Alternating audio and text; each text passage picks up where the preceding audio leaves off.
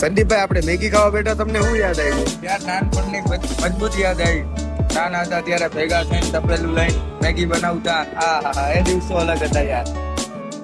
હા ધવલભાઈ, આપણે તમને મેગી ખાઈને શું યાદ આવ્યું? મને મેગી ખાઈને મારા નાનપણના દી યાદ આવી ગયા. હું ને મારો ભાઈ 10 રૂપિયાના મેગીના પેકેટ હતું, 2 જણા બાજીને ખાતા. ઈ મેગીની મોજ છે ભાઈ. હિતેશભાઈ, મેગી ખાઈને શું યાદ આવ્યું?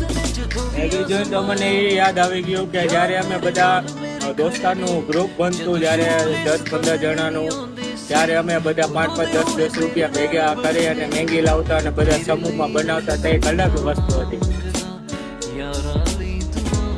MD ભાઈ, તમને શું યાદ આવ્યું મેગી ખાઈને? મને યાદ આવી ગયું એ જ નાનપણનું.